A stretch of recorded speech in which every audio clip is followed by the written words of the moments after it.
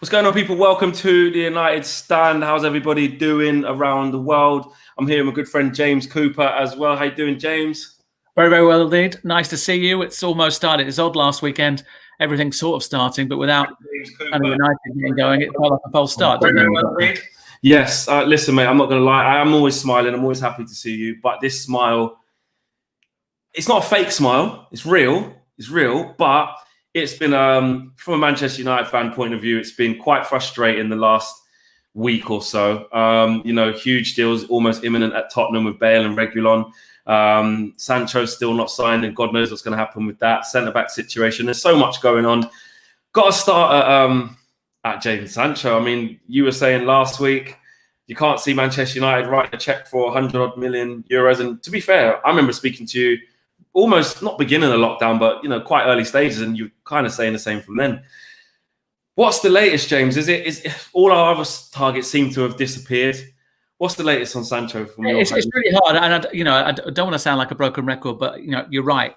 I didn't see anyone writing a £100 million check or £108 million check, and Borussia Dortmund are kind of digging their heels in. I think they've got a right to do that because clearly they think they've got an asset there that they want to get kind of top value for. I think it kind of raises questions about what they do as a club, bearing in mind that they are a finishing school, if you like, and if you're not allowing people to finish and go somewhere else, when I think Jadon Sancho would like to come to Manchester United, then that raises big question marks about that. But I think equally, Manchester United will only wait so long. I mean, certainly I've had conversations with people where, and I know what people throw at Manchester United is, you stamp your feet and get annoyed, and then you end up paying the same as you've been asked in the case of Fernandes or Maguire.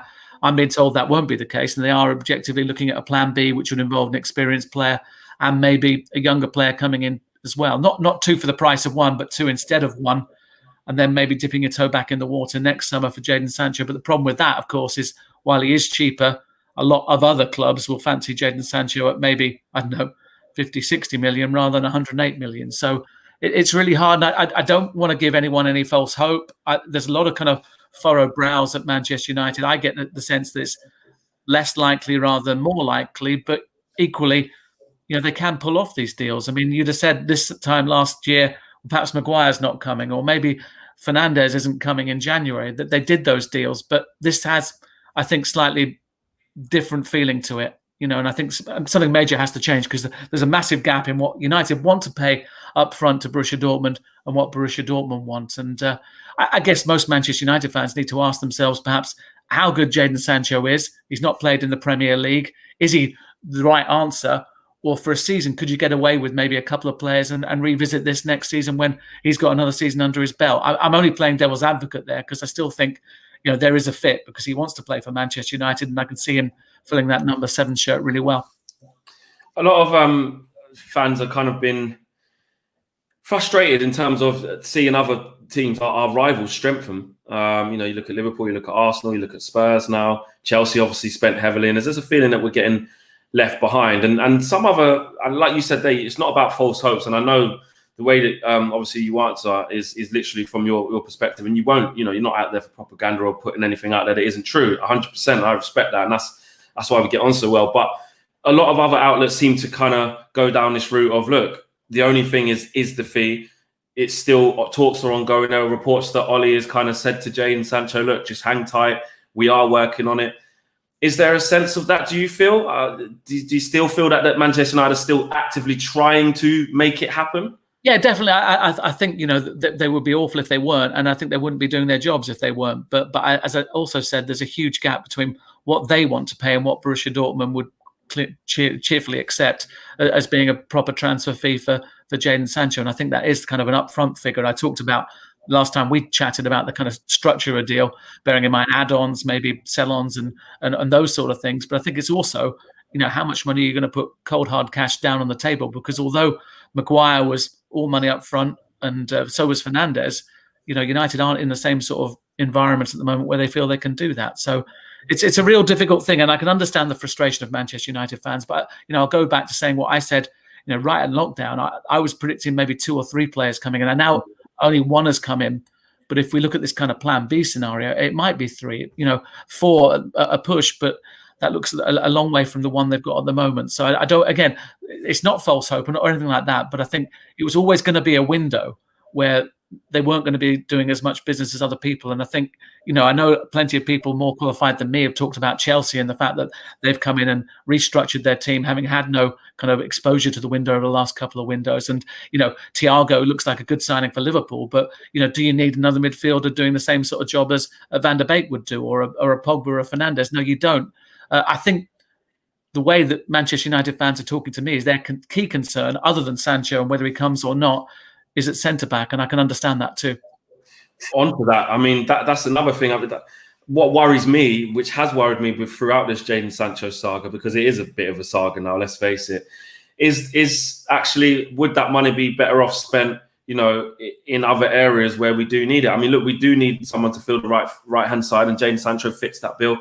We can leave Jadon Sancho there. He does absolutely fit the bill, but with the complexities that are surrounded by that deal, how likely is it that Manchester United are still going to get a centre-back? We seem to monitor or be looking at or talking to agents of Gabriel all the way up until he went to Arsenal, talks of Badershield from Monaco. Can you see us maybe going to a centre-back then? Because what I'm saying is, if we don't spend big money on Jadon Sancho, I don't want us to leave it to the last couple of days and then not spend anything at all. If you're not going to get Jadon Sancho, fine.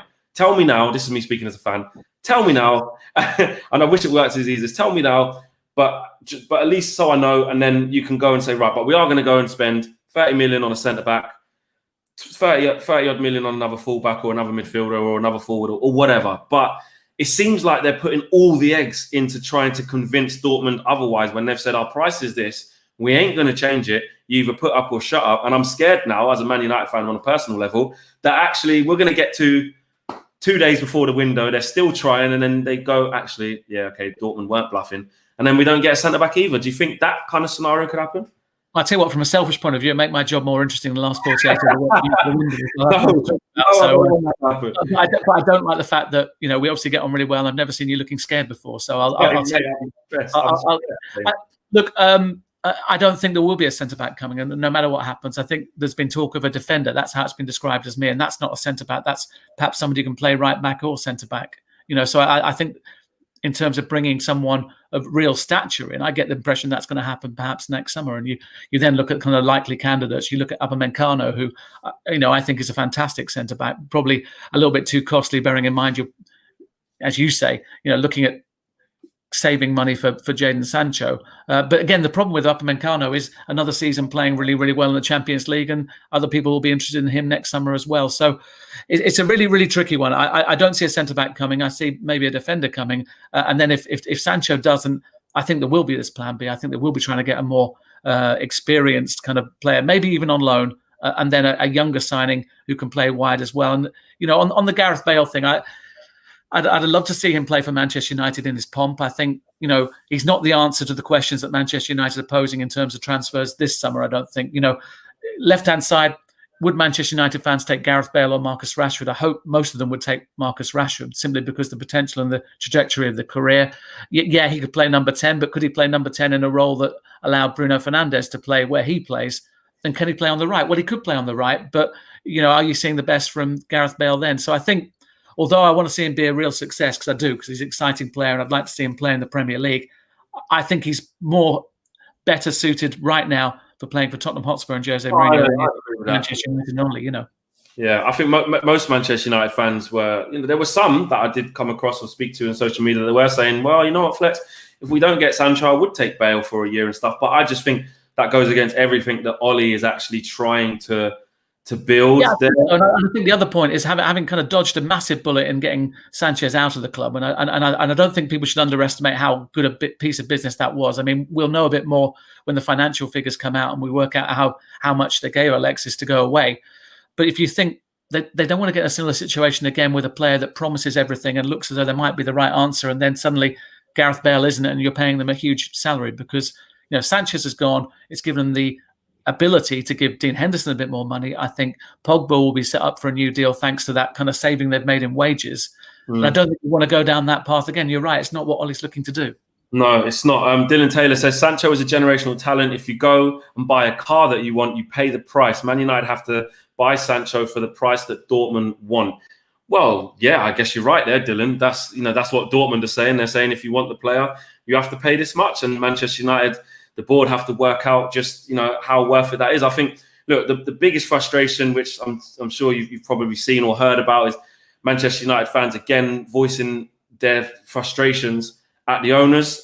There's been a sort of general consensus that actually they're seeing other clubs spend. You look at Spurs and you look at Liverpool, and they were two clubs who attempted to put their staff on furlough. Let's not forget during the peak of the pandemic, and then they kind of backtracked and thought, I'll tell you what, that's probably not a good idea.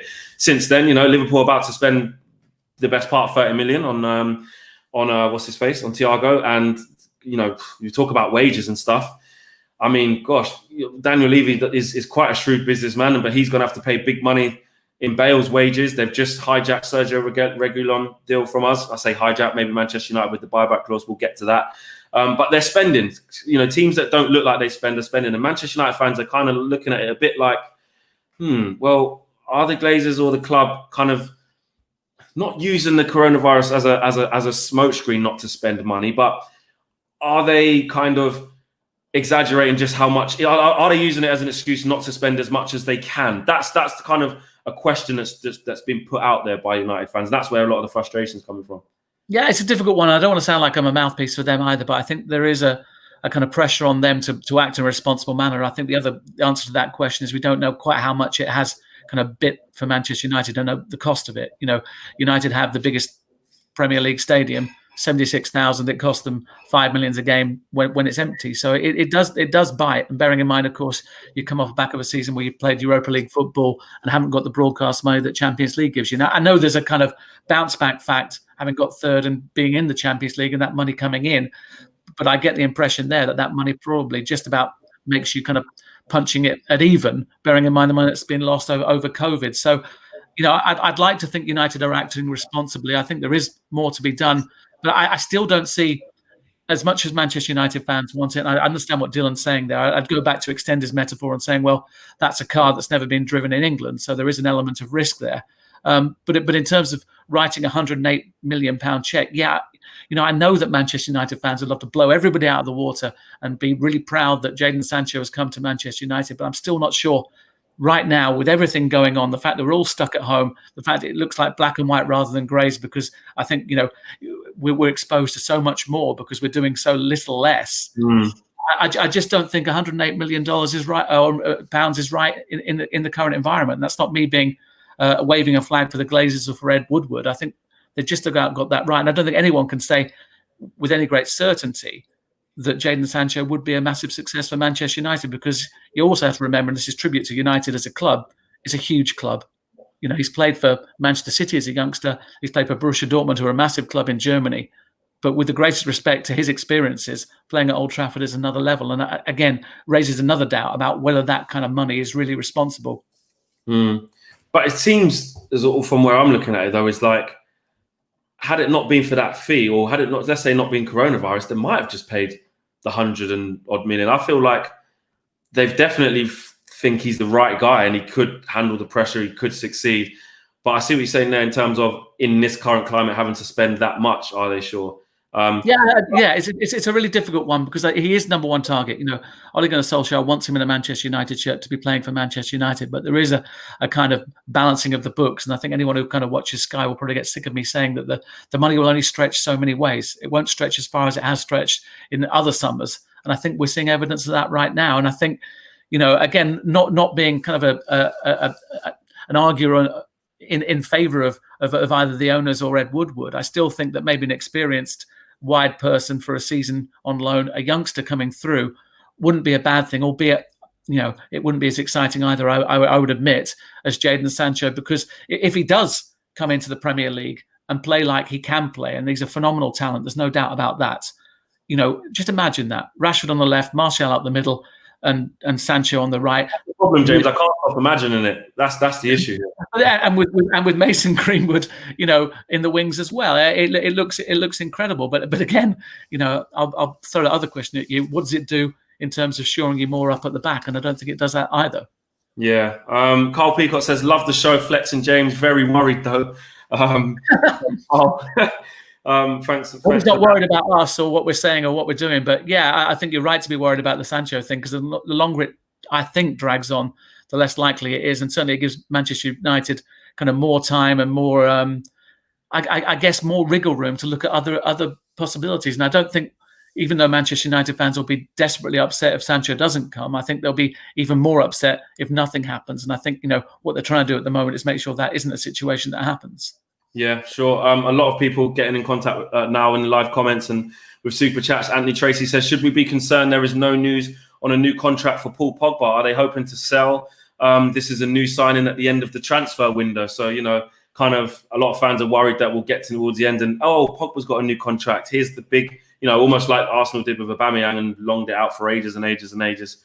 Almost like it's a new signing. But, do you think we should be worried about that as well? Or I think the contract will take care of itself. I talked about that kind of breathing space that Sancho's going in terms of the money that they would have spent on him being allowed to maybe, kind of percolate throughout the rest of the squad. We've seen a better deal for Dean Henderson. And I think, United do deserve a little bit of credit for the fact that they've kind of extended him, because he's going to be, as Ollie's told you, Manchester United's number one and England's number one. I'm sure we'll discuss that goalkeeping situation a little bit later. Yeah. But I think, the Pogba thing, I think, will take care of itself. I think the other situation is that I wouldn't think he was 100% fit since lockdown through to July. I think 80%, that sort of thing. He was an impact player. He showed some great touches and great flourishes, and he linked up well with Bruno Fernandes, but I don't think he was fit. And I think you add the fact that he got COVID, and I've said to someone already this morning, a bit like kind of Mario Balotelli, why is it always him?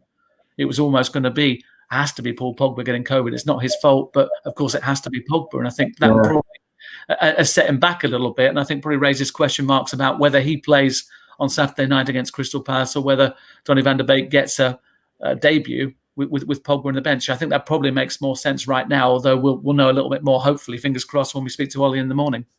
Yeah, that'll be interesting to see that press conference. Andrea says, not any alternative right wingers in the same galaxy as Sancho at 20 years of age. Next year, he will be as expensive, 2 years left on the contract and more clubs in for him. So interesting thoughts from Andreas there. I mean, yeah, it could be a bit of a bidding war next year. He might go down in value, I would imagine, because he's got less in his contract, but it would be. Andreas is right, though. He's actually, in what he says, there's only one shark in the water right now, and that's Manchester United.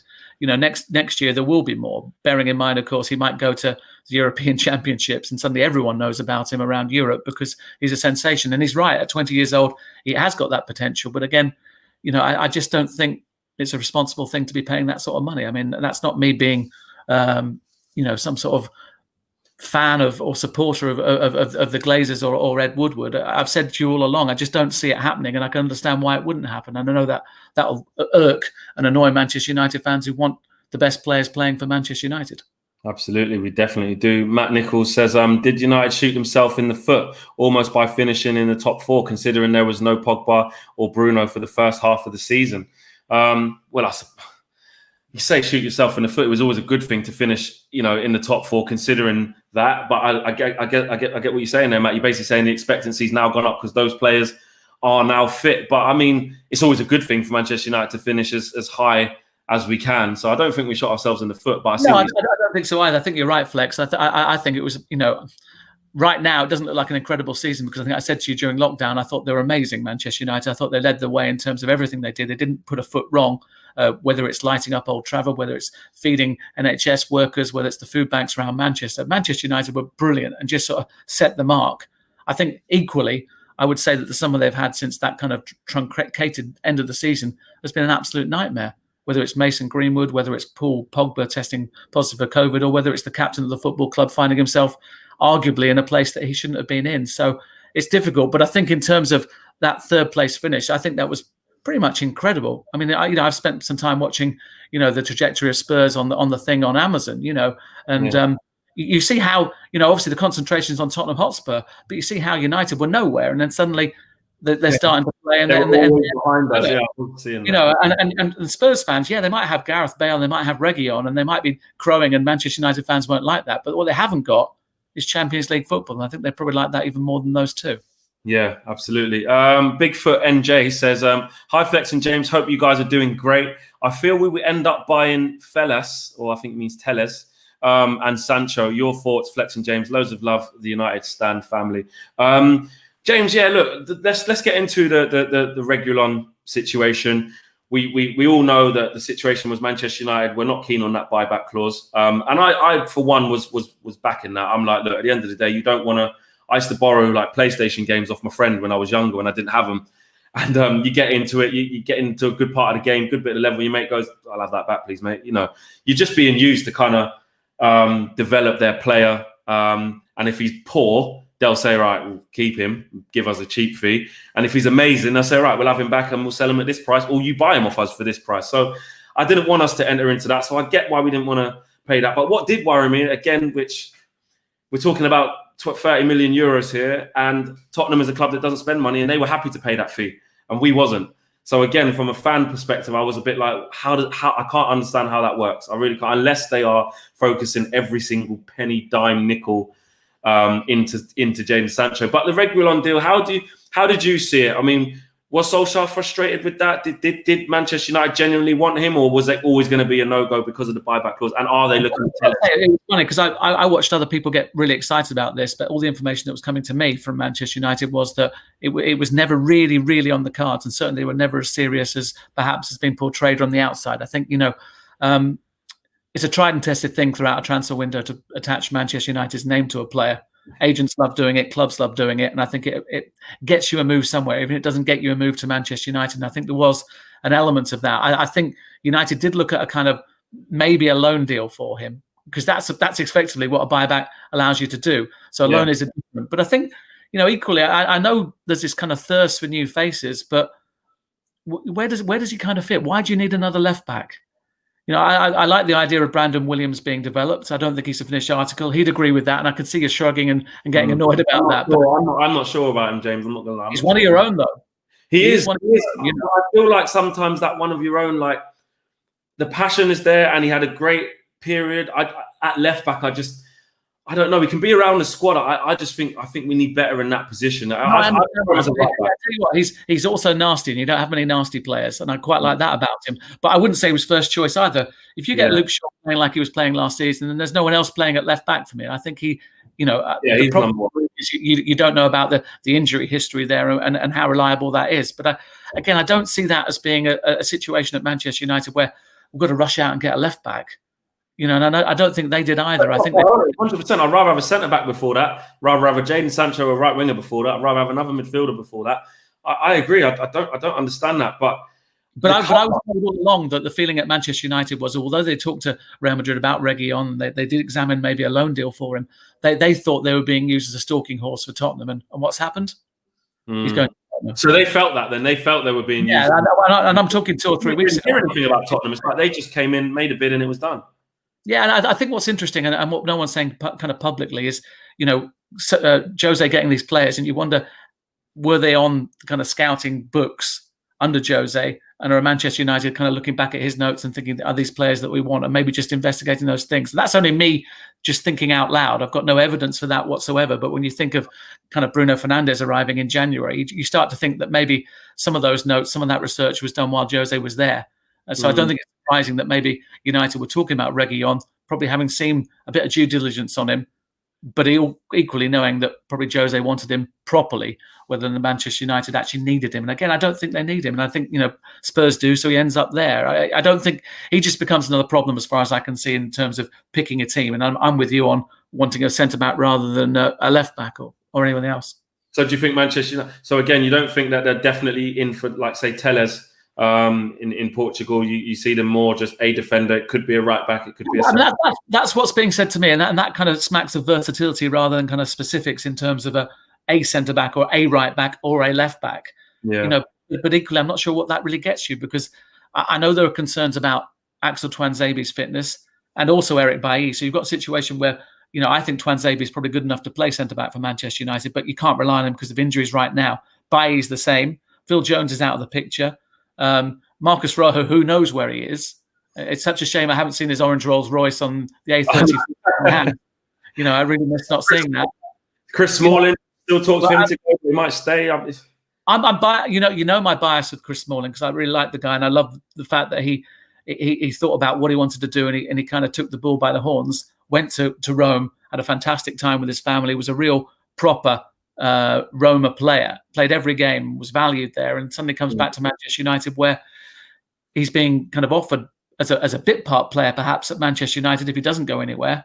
And he spent so long at Manchester United, I think almost 10 years.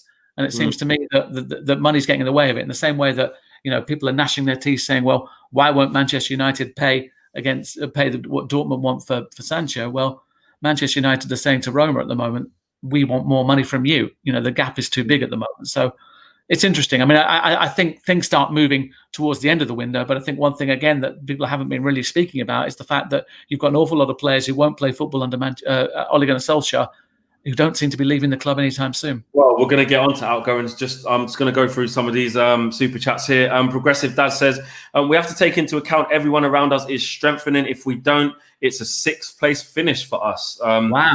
Yeah, basically saying if we don't strengthen, Progressive Dad feels as if, we can only hope for 6. I think, look, if everybody stays fit, we got a good chance of finishing in the top 4. But I just think with Champions League, with all the extra games, it's not like with the Europa League where we could field the second string. You got to put your strongest team out in the Champions League, and if we don't have that depth, I do worry. Like Progressive Dad, I can see why he thinks 6, but I think we'll do a little bit better than that. But I can see where he's coming from. I think you're right. I think also we have to see what the start of the season was like. Again, everyone forgets. Up until January, it was a season to forget. It was dreadful, absolutely dreadful. It started with the first 3 games were okay, and then suddenly it all caved in. And we're talking about, is Ole staying? Is Ole going? And no one's talking about that right now. Yeah, he's miles away from that. Yeah. So, United make a good start to the season and then carry on that momentum. I can see them being top 4 quite easily. What we don't know is some of these unknowns. Chelsea, it looks like that will come together because they've got some fantastic players there who I'm really looking forward to seeing. Liverpool, massive question mark against them going again. Teams, only very good teams defend their title successfully. I think only one team has done it. I think it might be Manchester United. And as well. I'm sure City done it. Maybe. Yeah. It'll be pointed out to me. I can't Google right now. Certainly United have done it, of course. I think they've done it twice. Definitely done it. Yeah. I think he's done it twice. And then you look at City. I think they'll come back really hard because I think Pep will look at that and think, A, I should have won a Champions League, and B, we should be the best team in England. So I think it'll be interesting. I think there's 5 or 6 teams, and then you see some progress at Arsenal as well. Yeah. Some more coming in here. So this is from Dylan again. Says Chelsea spent 90 million on Havertz. Did COVID-19 not happen around Stamford Bridge? Manchester United are the 2nd most valuable club in the world. Dylan, on that one, I think, at the beginning of the transfer window, when Chelsea were just buying up the place and doing all this stuff, I was a bit like, what's going on here? But then when you put it into context, they've had, 2 transfer windows where they didn't spend. So that's almost like saying, plus the Hazard money, that's almost like saying, I tell you what, we'll put this in a kitty, we'll leave it there. And it's almost like they're using that money straight away. So really... Yeah, I think different rules apply with Abramovich anyway, but you're right. Where were Chelsea spending when you were breaking the world transfer record for a defender? Or where were they doing when you were bringing Bruno Fernandes in from Sporting Lisbon? So, they have money left in the kitty that I think they've probably spent it well. And there's an argument to say that they probably spent it better than some of the purchases that Manchester United have made pre-Ole. Exactly. Nathan says, I'm worried too many transfers needed. Not a lot of time to bear in mind how slow we work. So many players on the books who no longer contribute, which is a fair point there.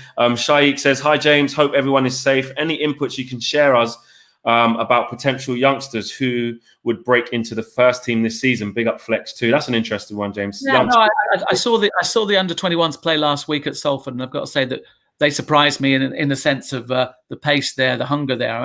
Salford had a poor team out in terms of experience. They had a lot of youngsters in, but it was still a really impressive outing for them. And Ethan Laird looks like a player at right back, strong, powerful, quick, and not quite as big as Wan-Bissaka, but with similar attributes, getting to the byline and putting in a good ball. Equally, Mengi was playing at left back rather than centre back. And I'm told Mengi is being kind of fast tracked into the first team situation. I think probably can't afford a centre back. That's why. No. One of your own. Whether he's big enough at the moment to play centre back, I'm not sure, but he can play. Yeah, he's good. And then Hannibal looks as though he's got a future. Although again, I think they're monitoring him in terms of not giving him too much because he's only 17, but with the haircut like Sideshow Bob, and a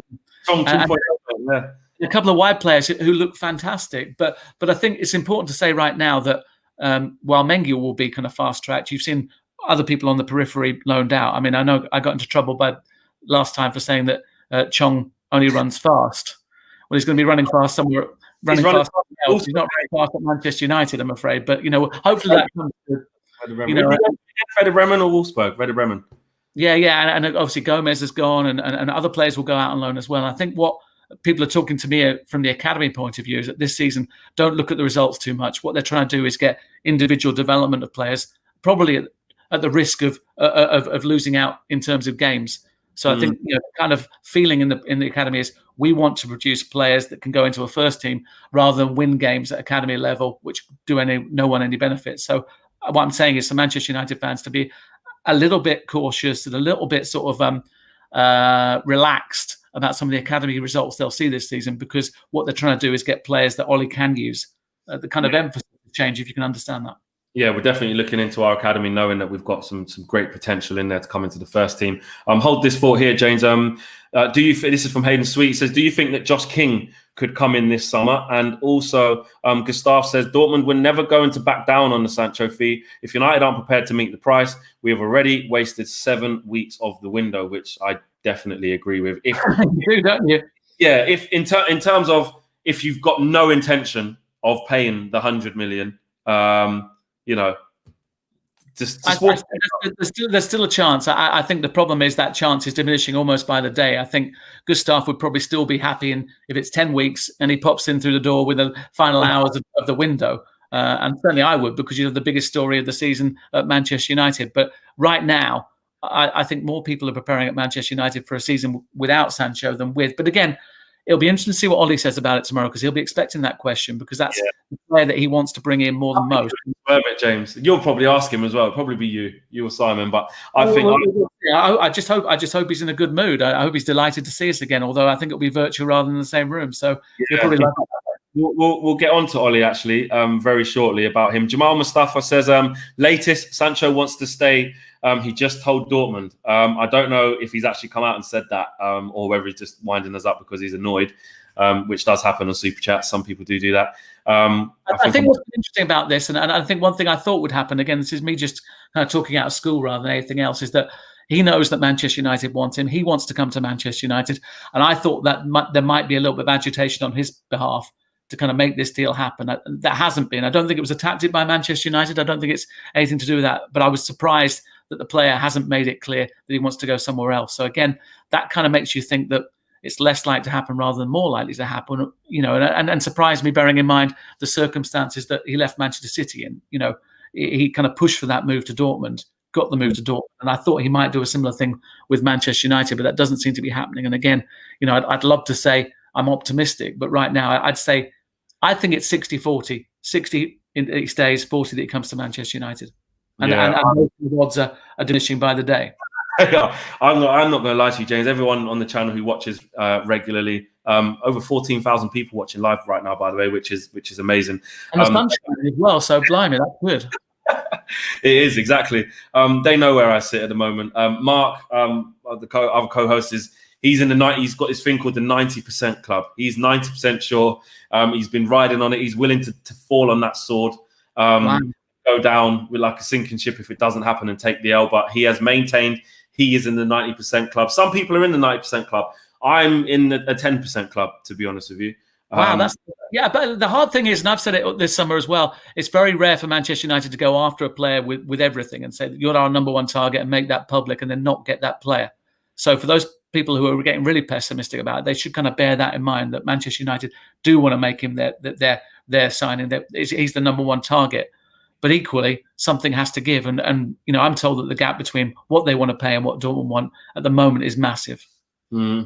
We shall see how that goes. Perish G says, I've already cancelled my Man United membership, season tickets, MUTV, etc. Can't be bothered filling the Glazers' pocket anymore. Enough is enough. So throwing in the towel there. He'll be back. I mean, Well, the problem is you can do that. You can make these gestures when the stadiums aren't full anyway. There's no one going to Manchester United right now anyway, putting any money in anyone's pockets. So let's see when everyone's back and football's back to normal. But and Manchester United are winning games, and maybe Sancho's playing in number 7. Yeah, that is what we do want to see. Ankit says players like Pogba, Bruno won't wait for Ollie to realise potential of academy. They will leave. We will be back to square one. How much more can we wait? So basically frustration from Ankit, just basically thinks that Pogba and the likes of Bruno or the top players won't hang around for us to... Look, I think economics come into it as well. You know, where do they go and earn as much money as they do at Manchester United? I mean, it's given you a partial problem with David De Gea being your top earner at Manchester United and raising a question about who should be playing in goal, either him or Dean Henderson. I think economics will allow him to play. But I think, Pogba's, he knows he can't earn as much as he earns at Manchester United. Bruno won't have earned anything like this in his career, and they're playing Champions League football. And I would suggest that this is a squad and a club that at the moment, after kind of 6 or 7 years of absolute nastiness, is on the right trajectory. It's heading in the right direction. You got to 2 semi-finals in domestic competitions. Yeah, you lost to Sevilla and arguably perhaps should have done better. But I think, ran out of gas because you got to 3rd in the Premier League. So, all these things are pointing towards progress, and it's progress that all of you yearned for in all the years since 2013. And I think suddenly you're getting it and being pessimistic. I don't understand that. Sorry. I'm trying to be rude, but being an Ipswich Town fan, I would love this. I'd love to be a pessimistic Manchester United fan. I tell you, wow, pessimistic about these things. Ipswich is a bit different, although you have got a nice away kit. I do think that it's good. You're right. You pointed that out to me as well. And the home kit is very much like a kit that I wore as a child. So, absolutely. The other thing I'm annoyed about is we've not even mentioned Donny van der Beek. I know. We've got the guy in it. It's almost like they call it a shit sandwich. You've got to start with some of the bad stuff, and then you put the good stuff in, and then what I mean. Say that. yeah, I'm allowed to say that. You were a teacher as well. Honestly, I'm shocked by that. I know. But the thing is, this is what it is, James. Like being in this space. Whenever I do get to go on Sky, I'm always proper. I've got some transfer stuff to do. Very highly of you there. Yeah, no, 100%. It's going really well. It's good that we can come over to that platform as well and have our say as well. And I won't be saying any swear words or anything. But over on this platform, it's good, James. You can say, you can't say what you want, but you can be a little bit more loose with it. Fikret says, "Hi JC." We're gonna go with JC. You like that, the JC? I don't mind. I don't mind. Coops, James, as long as it's just nice and positive. I don't mind. Yeah, JC's all right. Great to see you again. Love it when people like you come on the United stand, and thank you. So that is a good one. This one's interesting from Benson Thomas, and not even just on the Glazer situation, but just about Ollie, because I was wanting to talk to you about Ollie and about his frustrations and how you think he'll be feeling. It'd be interesting because obviously tomorrow you are going to be talking to him.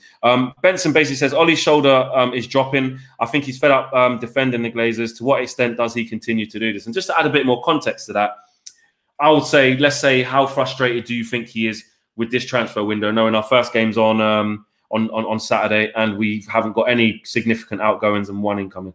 Yeah, it's interesting. I mean, I think that might be one of the first questions in the press conference. How frustrated are you with the lack of business that you've done? And I'm sure that he won't say, I'm really frustrated. I don't get the idea that he'll say that. I think he probably does feel it a little bit. I mean, I think, as I said, he's got a club that's going in the right direction, but needs, 3 signings, I thought, amongst the spine of the team that are going to change the direction you go in. I saw you as needing a centre-back. I don't think you're going to get a centre-back. That might change, but right now I don't think that's going to happen.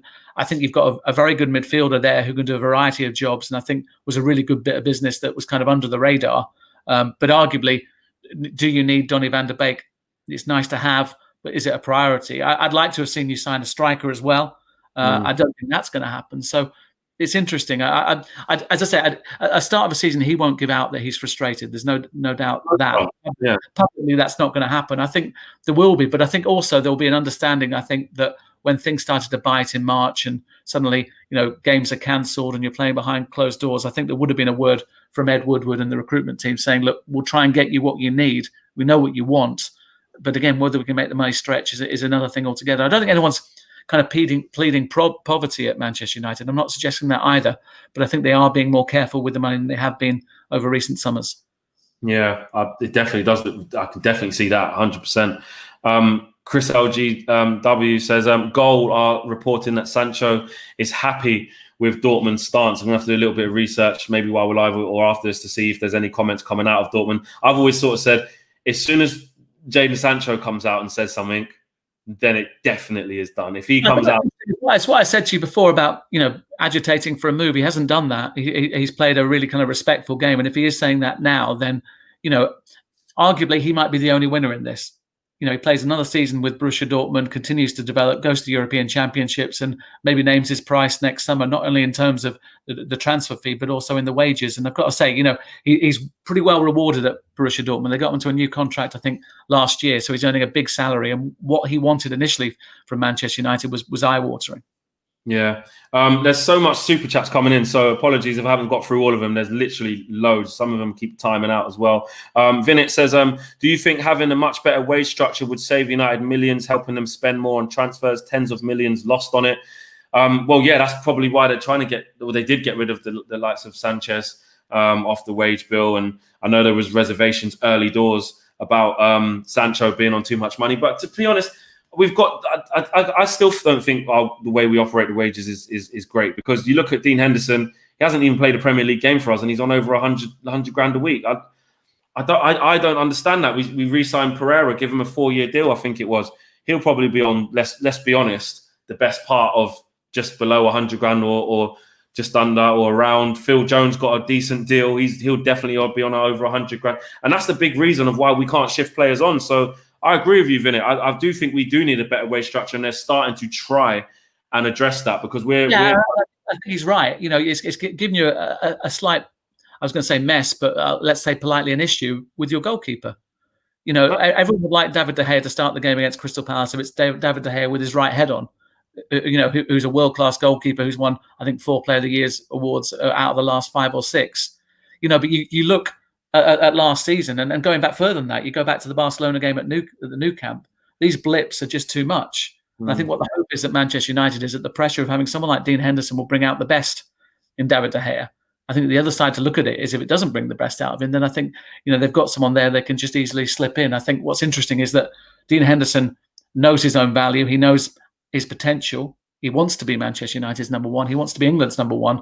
And it's whether in this situation he goes to the European Championships next summer. If he's not United's number one, and they're playing maybe in the Carabao Cup and maybe the occasional game in the FA Cup. Yeah, I think it's a really interesting situation with the keepers, because everyone knows here what my thoughts on it are. But I'll say to you, I think it's massive a statement to not send him back out on loan and say to David De Gea, actually, we're on to you, mate. We are on to you. If you keep messing up, you're out. I think that's what it says. They're not going to keep Jordan Henderson. They're not going to keep Dean Henderson there. Just to do nothing, because that does nothing for his development. They're going to look to play him. I'm surprised as well. I think you're right. I think it is a strong message. I thought he'd go out on a loan. Again, that certainly seemed to be the suggestion that I was getting, that he would go out on a loan. It would be good for him. But I think Ollie probably looked at last season and thought, that there's games there we shouldn't have lost, or moments that we had to chase games because of the goalkeeper doing things that you wouldn't expect him to do. I mean, bearing in mind, one of those cost you a place, I think, in an FA Cup final. Yeah, 100%. The goals against Chelsea. You kind of think, well, how much better would last season have looked when I think arguably you'd have beaten Arsenal in the final of an FA Cup. Suddenly you've got a trophy and a 3rd place finish. And I think he probably looked at that and thought something needs to change. He's not getting enough pressure from within. We have to change that, but also have a really good alternative if he continues in the way that he has been over the last sort of, I would say, sort of 18 months. 18 months, easy. He hasn't been the same David De Gea for ages. Vishwanath says the board is a joke. Glazers out, Woodward out. Listen, I agree with the Glazers. I know, James, that's not your forte, and you're an Ipswich fan. I understand that, but from a Manchester United fan, I've got to back up the people. I just think the way the club's run and how they've been at the club, I personally think this is a disgrace. I won't back away from that. But I'm not going to ask you what you think about the Glazers. It's not really. I get it. I think from your space, I think you guys can see different financial situations going on and stuff like that. But I'm pretty sure you can see from a fan's point of view. You look at the dividends they've taken out on the club, and obviously we are a fan channel. We won't shy away from it. A lot of fans do have a lot of frustrations towards the Glazers. I think that they bought the club on a high amount of debt. I was reading how much dividends they've taken out. I was reading also that I think there's only one other set of owners that have taken that amount of dividends out in the course of 5 years. Me personally, I just think it's a disgrace, and I know a lot of Manchester United fans would echo that. I understand that, and knowing Manchester United fans as I do and speak to them, and I know that that's reflected by a substantial number of people. All I'd say is that any victory they have, any good piece of business they do, seems to go under the radar, and everyone concentrates on the bad things. That it's not all been bad for Manchester United, although I can see what you're saying, and I can see that there would be other opportunities in a different kind of structure. But you've still got some phenomenal players, and you're right to bring in Ipswich Town, because would I like to see Paul Pogba playing for Ipswich Town? Absolutely. Bruno Fernandes playing for Ipswich Town, Marcus Rashford. I haven't got any of those, I'm afraid. Even if they just come and play one game, that would be good. No, exactly. Buster says he tried to do me over there with his last name. I'm not going to put it on screen. He tried to do me over. Buster says, question for James: do you personally believe Sancho will come to United this summer, which we've kind of touched on? I've got to say, I hope so. I hope so, but I think it is hope rather than anything else at the moment. And I think I think they're preparing for him not coming and looking at other alternatives. It doesn't mean it won't happen, but I think if you'd asked me 3 or 4 weeks ago, and I said, look, they'll get their man. They always get their man. It doesn't seem to be the case. That just doesn't seem to be happening. I'm not getting kind of the smoke signals that say they're optimistic or confident about this. Yeah, and that's just the facts. Darren Cox says, do you think part of the reason that Sancho deal is dragging on is also because Dortmund are setting up a replacement? United must address the right wing position. Interesting there. Akshay says, we should now be buying the alternatives as Sancho is not coming. So giving up hope there. Loads of super chats from you guys. I'm sorry, I just got to make sure I've got to get. Pradeep says, is it because these players don't rate Ollie and are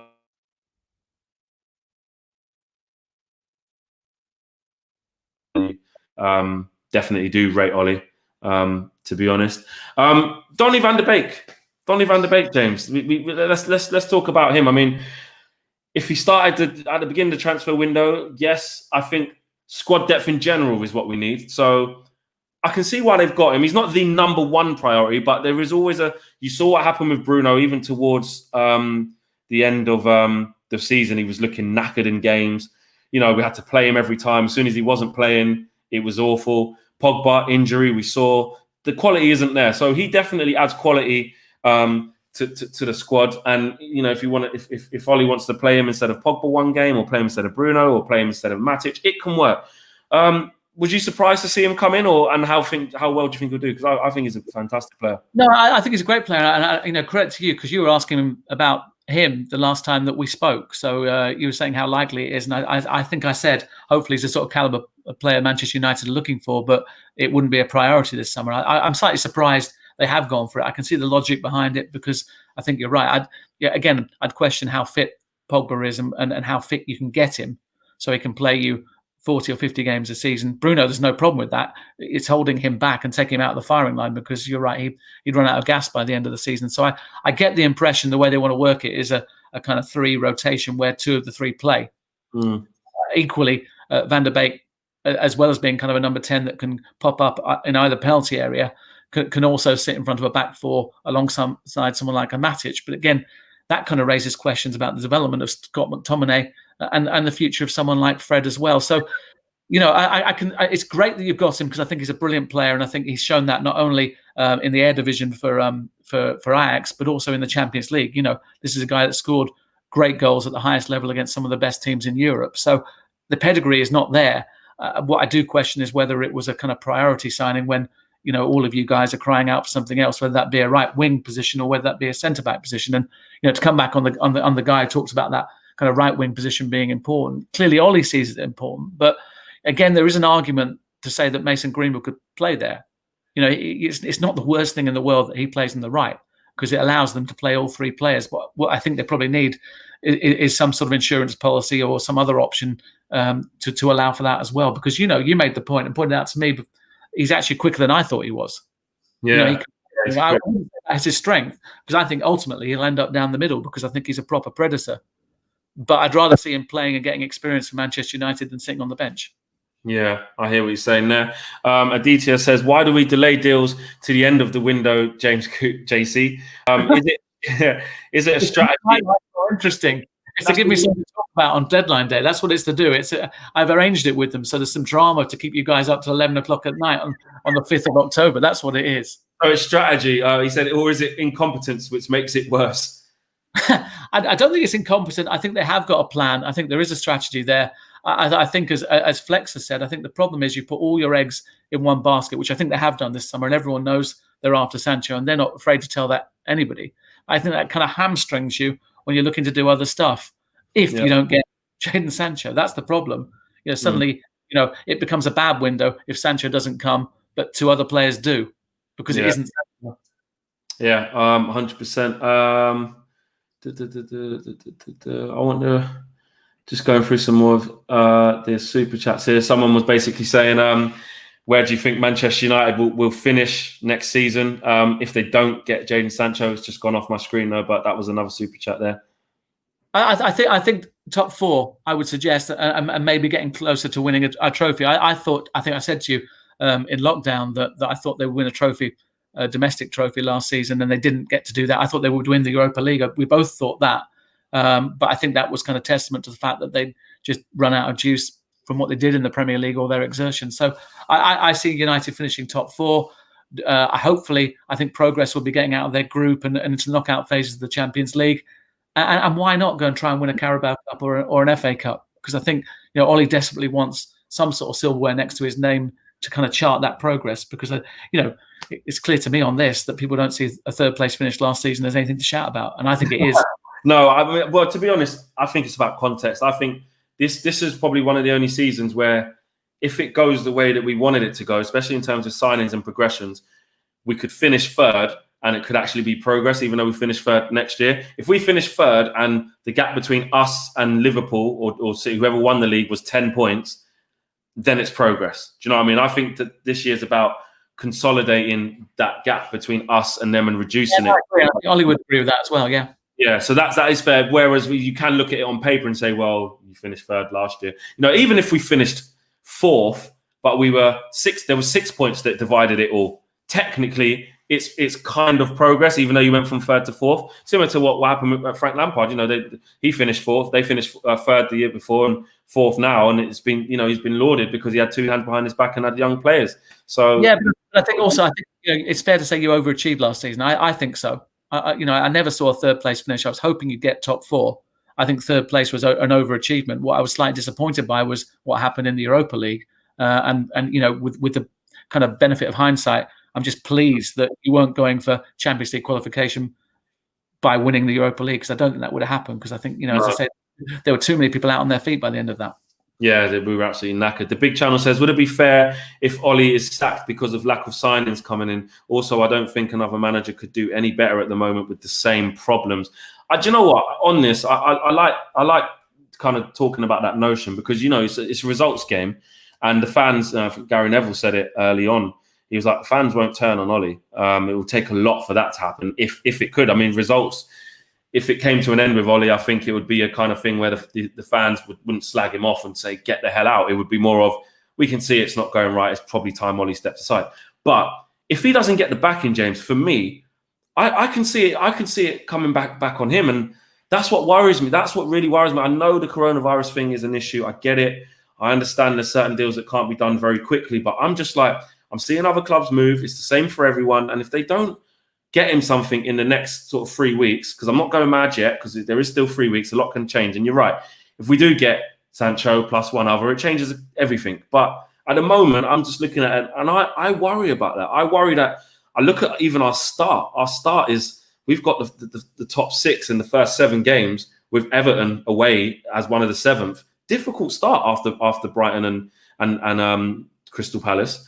So I don't know. Do you think that there could be a situation where, if Ollie doesn't get what he wanted to get, let's say, that actually he could fall on that sword because he didn't get what he wanted, and then the results didn't go his way, and the club actually...